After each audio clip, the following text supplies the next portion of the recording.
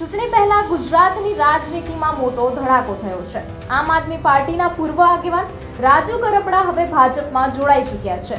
ત્યારે તેઓ સવારથી જ કમલમ ખાતે રાજુ કરપડા અને લગભગ 200 જેટલા ખેડૂત આગેવાનો તેમની સાથે કમલમ જવા માટે નીકળી ચૂક્યા હતા। હવે આ સમગ્ર મામલે આપ માટે મોટો ઝાટકો સ્વરૂપ માનવામાં આવે છે। ત્યારે હવે આગળ જોવાનું એ રહ્યું છે કે ભાજપ સ્થાનિક સ્વરાજ્યની ચૂંટણીમાં રાજુ કરપડાને ટિકિટ આપે છે કે નહીં, અને જો ટિકિટ આપશે તો તેઓ સુરેન્દ્રનગરથી લડશે તેવી પણ શક્યતાઓ વ્યક્ત કરવામાં આવી છે।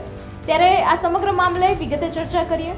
ગુજરાતમાં ચૂંટણી પહેલા રાજકીય ગરમાવો સતત વધી રહ્યો છે। આ વચ્ચે આમ આદમી પાર્ટીને પણ મોટો ઝાટકો લાગ્યો છે। આપ સાથે જોડાયેલા રાજુ કરપડા આજે સત્તાવાર રીતે ભાજપમાં જોડાઈ ચૂક્યા છે। ત્યારે રાજુ કરપડા લગભગ 200 જેટલા ખેડૂત આગેવાનો સાથે કમલમ ખાતે નીકળ્યા હતા અને પહોંચી પણ ગયા છે। ત્યારે તેમને ભાજપનો કેસરીયો ખેસ પણ ધારણ કરી લીધો છે। હવે સૂત્રોના જણાવ્યા અનુસાર કે ભાજપ આવનારી ચૂંટણીમાં તેમને ઉમેદવાર તરીકે મેદાનમાં ઉતારી શકે છે। ત્યારે રાજુ કરપડાની એન્ટ્રીથી સ્થાનિક રાજકારણમાં નવા સમીકરણો સર્જાય તેવી પણ શક્યતાઓ છે અને ચૂંટણી પહેલા આ ઘટનાને ખૂબ જ મહત્વપૂર્ણ માનવામાં આવી રહી છે।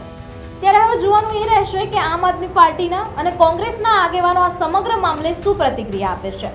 બીજો સવાલ એ પણ ઊભો થઈ રહ્યો છે કે શું રાજુ કરપડા એ માટે જોડાયા છે કે ભાજપ સામે કોઈ શરતો મૂકી છે અને ભાજપ તે શરતોને માની ગઈ છે, અને શું એ પણ સવાલો ઊભા થઈ રહ્યા છે કે જે આ શરતો છે તેને ભાજપ પછી પણ પૂર્ણ કરશે કે નહીં, અને આગળ હવે જે સ્થાનિક સ્વરાજ્યની ચૂંટણી આવે છે તેમાં રાજુ કરપડાને ટિકિટ મળશે, અને જો ટિકિટ મળી તો એવા પણ સૂત્રો દ્વારા સમાચાર છે કે ટિકિટ મળશે તો તેઓ સુરેન્દ્રનગરથી ચૂંટણી લડશે।